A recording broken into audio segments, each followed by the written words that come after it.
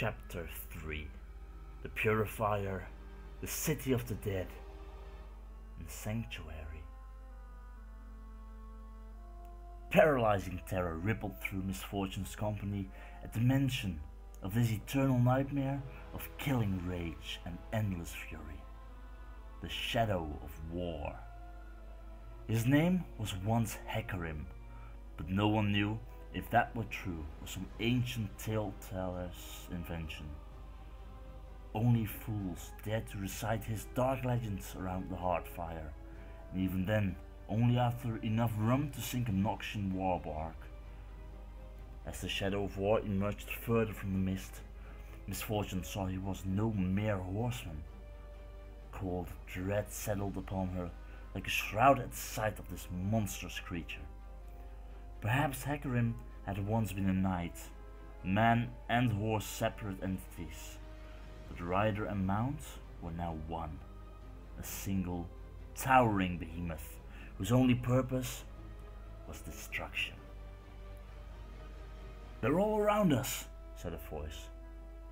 Misfortune risked looking away from the armored centaur to see a whole host of ghostly knights, their outlines lambent with pellucid green radiance. They leveled lances or drew swords of dark radiance. Harrowing swept out a hooked and terrible glaive. Its killing edge erupted with green fire. "Do you know any secret ways out of here?" asked Revan. "No," said Misfortune. "I want to fight that bastard." "You want to fight the Shadow of War?" Before Misfortune could answer, a hooded figure leapt from the rooftop of a grain store and dropped into the square. He landed gracefully, a storm coat of worn leather splayed behind him.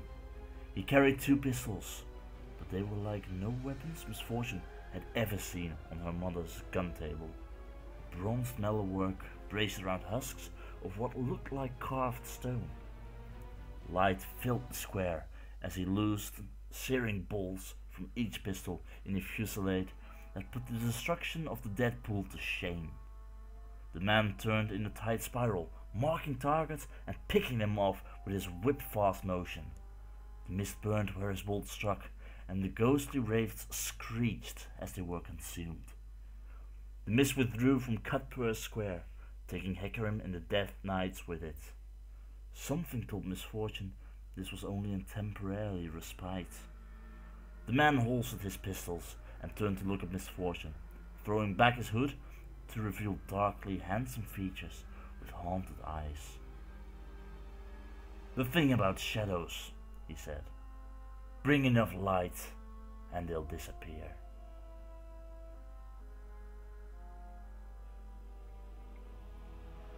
Olaf was not happy with this doom. He hoped men would speak of his epic battle with the Kraken Worm, not this ignoble fall to his death. He hoped someone might have seen him charge the sea beast. He prayed at least one observer had seen him lifted high into the air by its ghostly tentacle, then fled before seeing him hurled away like an unworthy morsel. Olaf crashed down through the roof of a building bolted to the side of the cliff. Maybe it was a ship's hull. He fell too fast to make it out. Crashing timbers and earthenware tumbled with him in his headlong plunge through the building. He glimpsed astonished, shouting faces flashed past him. Olaf smashed through a floor. A support beam drove the wind from him as he tumbled down Bilgewater's cliffs. He bounced from an outcrop of rock and went headfirst through an open window, crashing out again through yet another floor. Angry curses followed him. He spun out into a trailing forest of ropes and pulleys, flags and pennants. He thrashed as he fell, tangling his limbs and weapon. Fate was mocking him, wrapping him in a folded shroud of canvas sailcloth. "Not like this, damn it!" he roared. "Not like this!"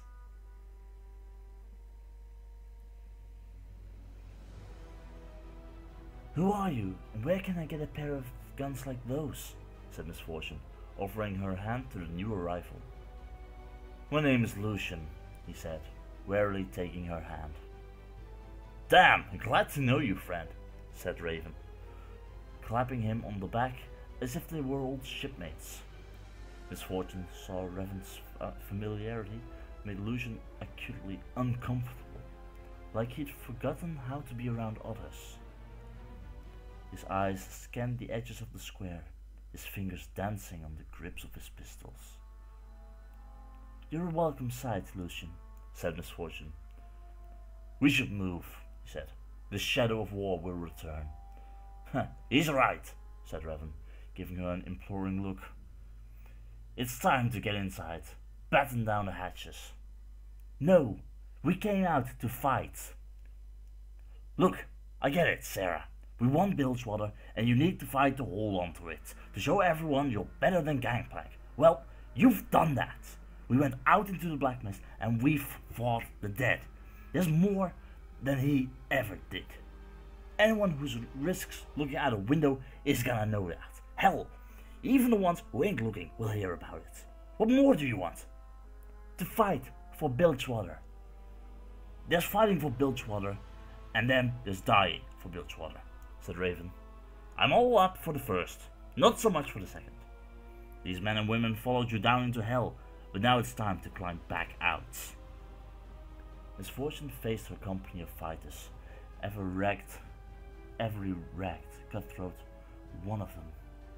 None of them could be trusted not to sell their own mothers for a shiny trinket, but they had done everything and more she'd asked of them.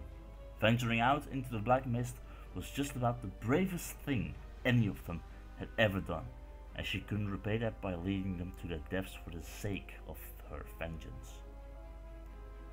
"You're right," she said, taking her breath. "We're done here." "Then may fortune follow you," said Lucien, turning away and drawing his strange pistols once again. "Wait," said Misfortune. "Come with us." Lucien shook his head.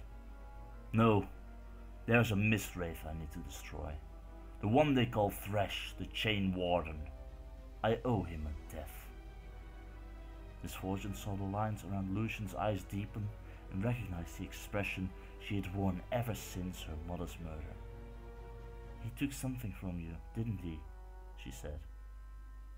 Lucien nodded slowly and said no more, but his very silence spoke volumes. "This clearly isn't your first tussle with the dead," she said. "But you won't survive the night if you stay out here alone. I'm guessing that might not mean much to you, but whoever this Thresh took from you, they wouldn't want you to die here."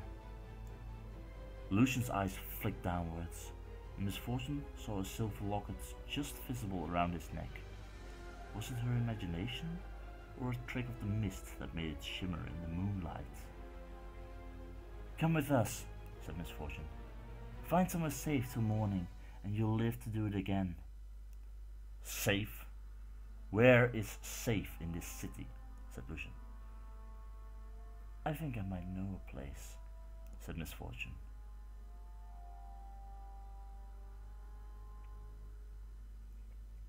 They left Cutpurse Square and were traveling west up towards the Serpent Bridge, where they found the frail Orion.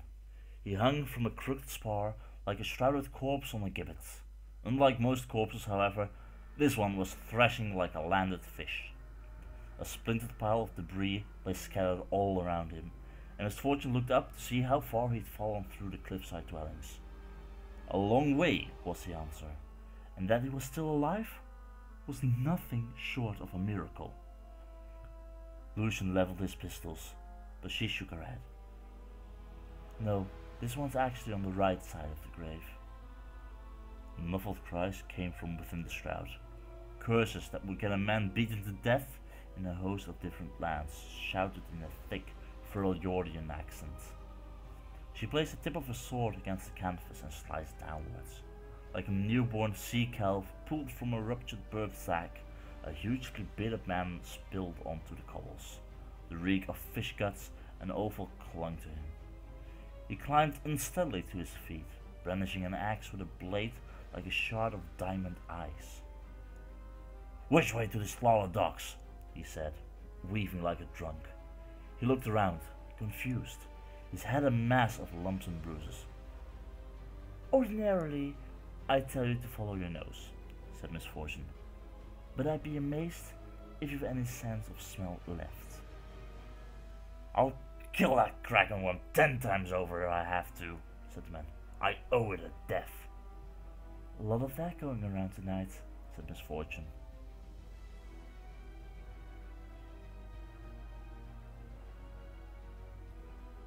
The Freljordian named himself Olaf, a warrior of the rightful mistress of the ice, and, after shaking off his concussion, declared his intentions to join them until he could fight the most dangerous spirits within the Black Mist. Do you want to die? Lucien asked him. Of course, said Olaf, as though the very question was the height of foolishness. I seek an ending worthy of legend. Misfortune left the madman to his dreams of death. So long as he swung that axe in the right direction, he was welcome to enjoy them as they pushed onwards. 3 times the mist closed in on them, and each time it took an unlucky soul from their company. Spiteful laughter echoed from the sides of buildings, the sound of a whetstone over rusted steel. Ranks of carrion birds cawed from rooftops in anticipation of a flesh banquet by the light of the moon. Welcoming lights danced in the darkness of the mist like beguiling corpse candles over sucking marshland. Don't look at them, warned Lucien. His warning came too late for one man and his wife. Misfortune didn't know their names, but knew they had lost a son to ocean ache less than a year ago. They walked from the cliffs following a vision in the lights only they could see. Another man took his hooked hand to his throat before his friends could stop him. Another simply vanished into the mist without anyone seeing him go. By the time they reached Serpent's Bridge, their company numbered less than a dozen. Misfortune couldn't feel sorry for them. She had told them not to come with her. If they had wanted to live forever, they should have been shuttered behind closed doors and protective carvings, clutching spiral talismans of the bearded lady and praying to whatever gave them solace. But against the Harrowing, even that was of no guarantee of safety. They passed countless homes smashed open with splintered shutters and doors hanging limply from leather hinges. Misfortune kept her eyes fixed forward, but it was impossible to not feel the accusing gazes from the frozen faces within, or sense the terror of their last moments. The Black Mist will have its due, said Revan, as they passed yet another charnel house, families within, cold and dead. She wanted to be angry at such acceptance of horror, but what good would that do? After all, he was right. Instead, she focused on the haze outline of the structure across the bridge. It sat in the center of a gouged crater in the cliff, as if some mighty sea creature had taken a vast bite from the rock. Like most places in Bilgewater, it was constructed from the ocean's leavings. Its walls were driftwood and branches from faraway lands, its windows the scavenged remains of ships swept up from the seabed. They had a peculiar quality of possessing not a single straight line anywhere in its construction. The curious angles gave it a sense of being somehow in motion, as if it might one day choose another place to set down temporary roots.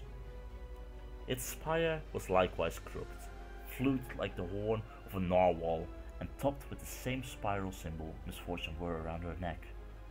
A shimmering light wreathed the icon, and where it shone, the darkness was held in abeyance. What is this place? Asked Lucien. The temple of the bearded lady, she said. The house of Nagakaburus. Is it safe?